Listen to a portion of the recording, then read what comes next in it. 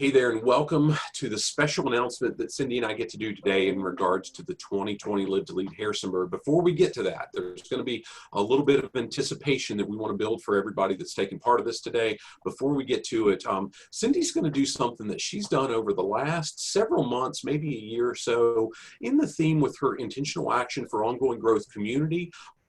She's been able to interview a lot of different business owners with local businesses to really highlight here's what special value they bring to the community, the clients they serve, and also to their employees. And this one's one today that we've gotten to know Andy Vanhook and a lot of his team at Appeal Production over the last couple of years. They did some amazing work for us last year on an emerging leader development, a 30-second and 60-second video. Gosh, Cindy and I walked in, we had some still images and some basic conceptual ideas, and we threw a bunch of crap on the table and says, Andy, what can you do with this? And what we got back was just outstanding. So we're super excited that we get to share this time with him today. And I'm going to go ahead and turn it over to Cindy to kind of walk through the interview process. And after they wrap up, I've got the special announcement in regards to Live to Lead Harrisonburg 2020. It's our 6th annual event, and we've got some other surprise information for you as well. So Cindy, all you. Great, and thank you, Andy, for being with us. And I agree with Wes, partnering up with you and Appeal Production last year on the creation of our Emerging Leader Development video and the media partner for Live to Lead in Harrisonburg was just a first-class experience, first class that you guys delivered to us. So with that being said, thank you for the opportunity to interview with us right now and help us to really help others out in the community to learn more about you and Appeal Production and really what makes you and your team so effective. Well, first off, thank you all for the compliments. Really appreciate it. We enjoyed working with you all and helping you to cement your vision visually in video form. And it means a lot that you guys enjoyed the process and that that the video was effective and worked for you. So thank you for that opportunity. And also thank you for this opportunity to be here today. Really appreciate it. Oh, absolutely, Andy. So in getting right into it with the video production industry, tell us what really, and just share with us some of your story, if you will, if you're willing, of what really brought you into this industry. Oh gosh. Let's see, if we go way back, I transferred from community college to Radford University.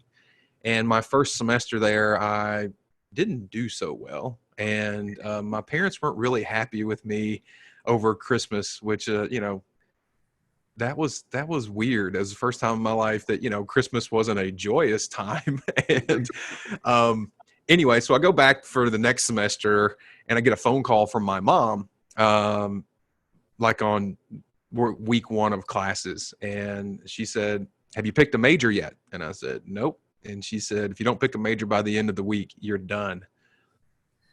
Okay.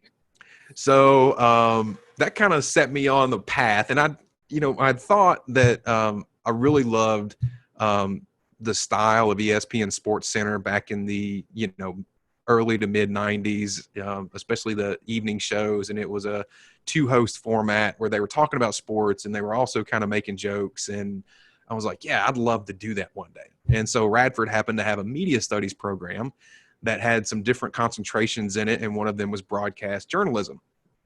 And I was like, all right, that's me. I'm going to go sign up for this. Something I was like kind of interested in anyway.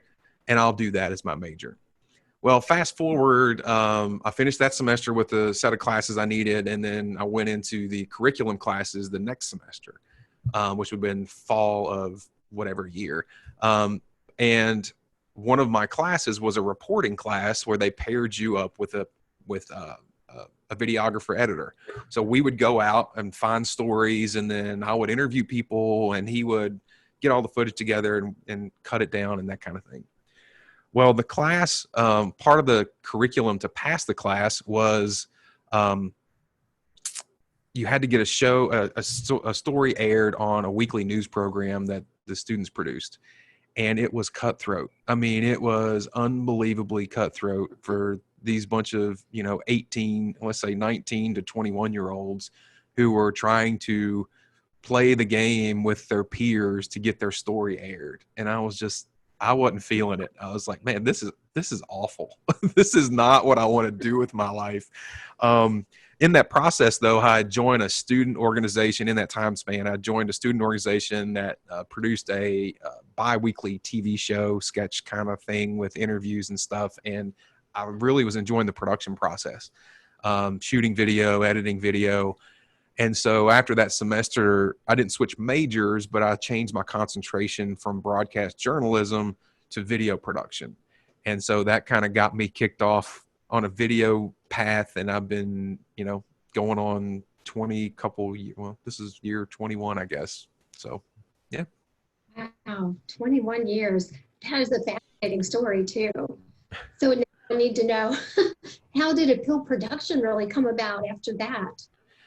Yeah, so Appeal Production, we turned 9 in February, and I had worked at a video production company that turned into an ad agency for about 10 years after college in Harrisonburg. I originally thought I'd be in Harrisonburg for 2 or 3 years, build up my resume, and move on to a larger market. It's kind of how this industry worked at the time. If you really wanted to make any more money or, whatever, you kind of had to move up in market size. So, we came here with quasi plans of, 2 to 3 years stint, then wind up in, whether it's DC or, Chicago or Atlanta or something along those lines. And anyway, when we were doing the work, I really enjoyed the work we were doing and the clients we were helping. We were producing a lot of commercials for small to medium businesses. And, I really saw that we were helping them and making a difference. And, 1 year turns to 2, turns to 5. Then next thing you know, it's a decade later. And, it was just life. And we wound up really enjoying the area, realizing that this was bigger than where my wife and I grew up. Yet at the same time, it wasn't DC, Northern Virginia traffic, which I would drive in quite frequently for work. And it was too much. So, we can get there and go enjoy a weekend in DC or in Richmond, and you're a train right away from New York, or, so I think we're in a pretty good spot. Anyway, all that being said, so I worked there for 10 years. And the company had grown to full service ad agency. I was more in a creative director role. And at the peak, we probably had 17 employees. And about the time we hit our peak number of employees is about the time the stock market and the economy started to crash in 2008, 2009. And Gotcha. the company was never able to get out of that spiral. And it was kind of a slow downturn. We'd lost employees and that kind of thing. And the owner of the company came to me because I'd been working for him for 10 years and said, I can't put any more of my money into this. I'm done. I'm closing up shop. And we're giving everybody their last paychecks tomorrow. That was January 31st of 2011. And so Wow. February 1st of 2011, we gave everybody their last paychecks. And we finished up what projects that we had. I was calling clients that had stuff that hadn't been shot yet or in production yet, and telling them that we weren't going to be able to help them. And so, yeah, that was kind of the end. And to my 2 business partners that I have at Appeal, we all worked together. And, as I said, I was more in a creative director role, and John and Bo were, in a lot of the production part. They were doing a lot of shooting and editing. And so we went to the Artful Dodger with our last paychecks, and we're trying to figure out what we were going to do with our lives. And none of us were smart enough to go get real jobs. So we started our own company. But we did have a good running start, because a lot of the people we had called, or I had called to say, hey, MLC is not going to be able to help you. They called me on my cell phone and were like, well, could you help me? Do you have the ability to do this? Because I need this done. I don't have time to find somebody else to do it. So that was a huge benefit to us, because we really had a running start. And we weren't having to necessarily scrap as hard from the ground up. We had got some kind of leftovers. Now, we didn't get everybody. There were quite a few people who took it as an opportunity to find somebody else. And you know how it is when it's a startup. People are like, no, that's probably not going to work. I'm just not going to deal with that. But, we're lucky enough to have some people who believed in us early and knew us, and they're still clients. And, it's a huge compliment to us that they've stuck with us and we're there at the beginning. And yeah, so anyway, that's kind of how we got started. Gosh, I am loving your story.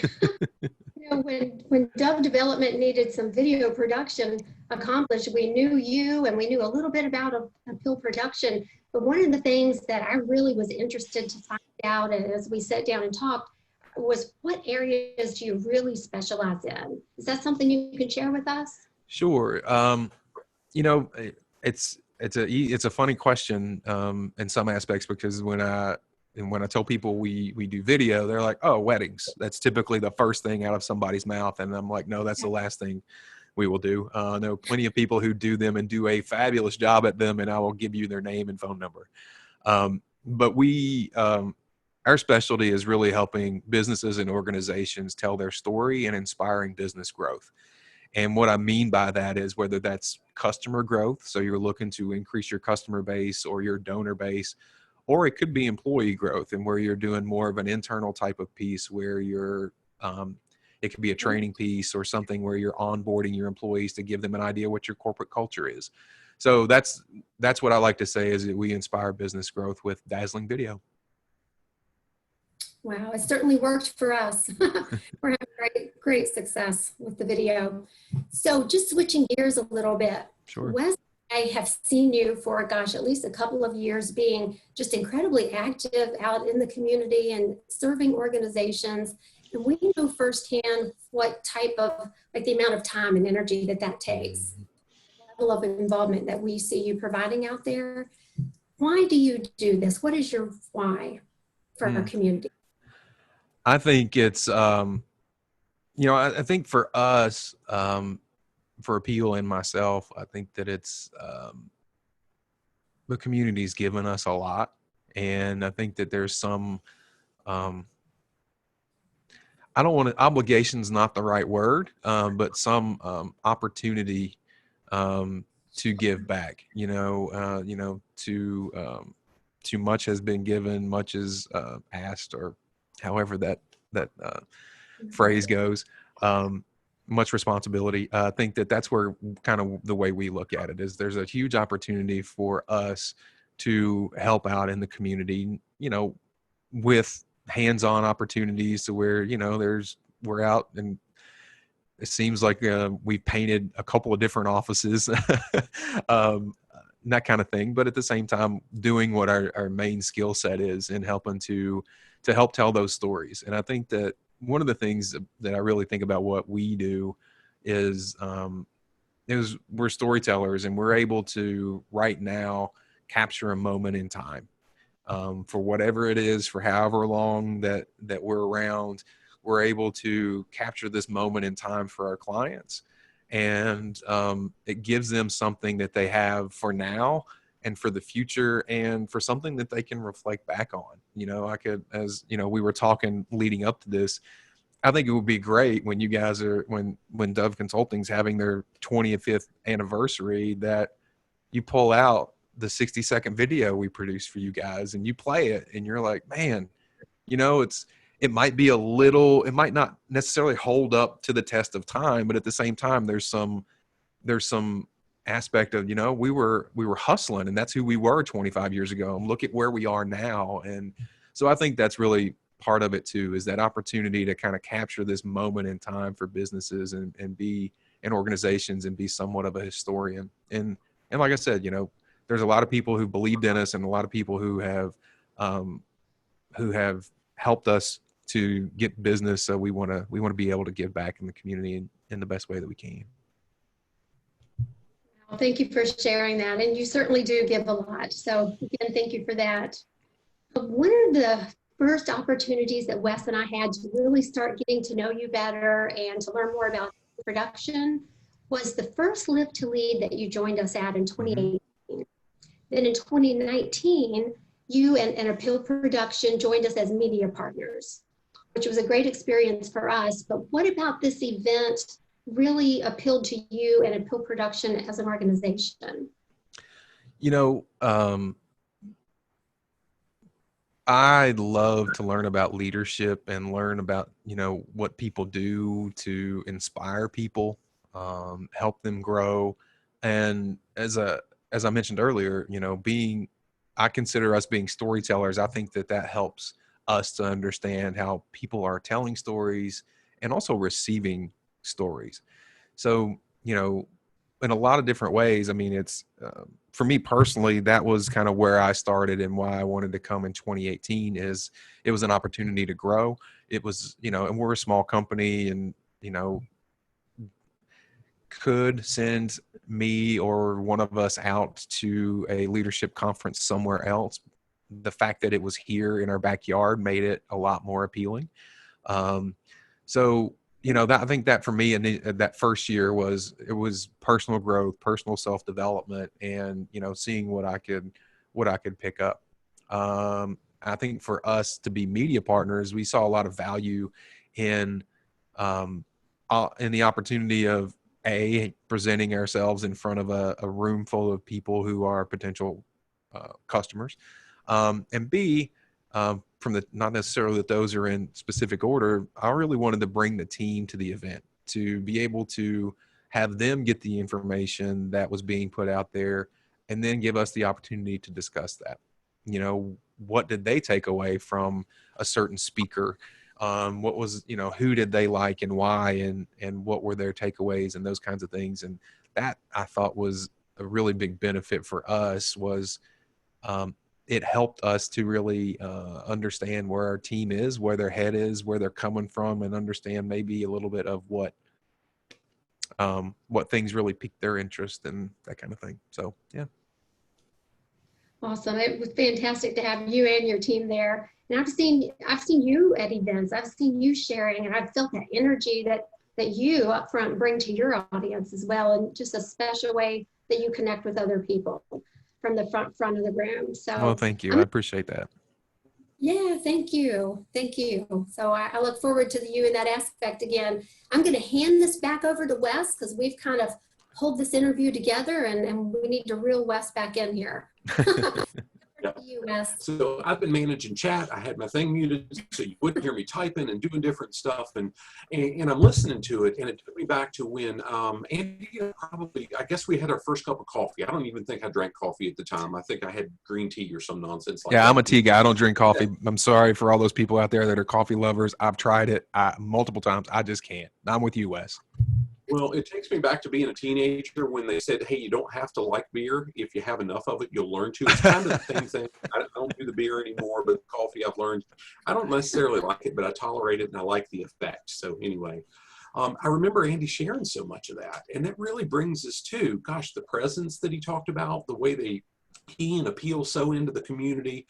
And that's when, as Cindy and I wrapped up the 2019 Live to Lead Harrisonburg, our 5th annual event, excuse me, we said, gosh, who's the person that we want to MC? Who do we want to just guide the folks in the room for the day? So the 2019 event, we sold out 6-7 weeks in advance. We were able to do a lot of wiggling around and make sure a few extra folks could get in. And we topped out at Blue Ridge Community College, where we'll be again this year on October 23rd.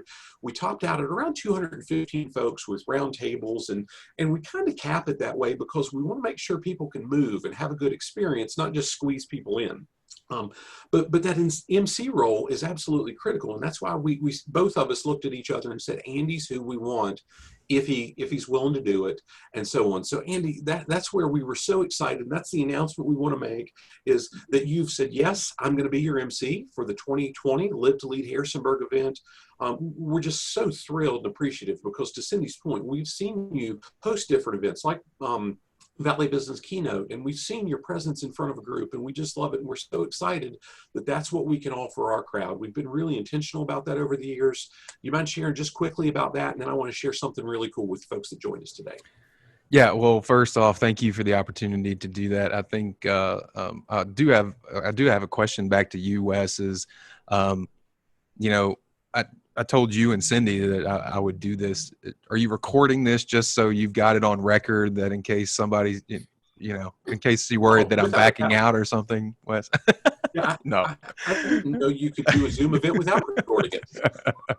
No, I'm just kidding. I'm flattered that you guys thought of me. I'm excited about the opportunity. I think it's such a great event, and it brings so much value to businesses and organizations on how they can grow their team. And the fact that it's right here in our backyard and it's world-class speakers, to me, it's just it's a no-brainer. And for you guys to consider me as I'm flattered, and I'm really excited about the opportunity.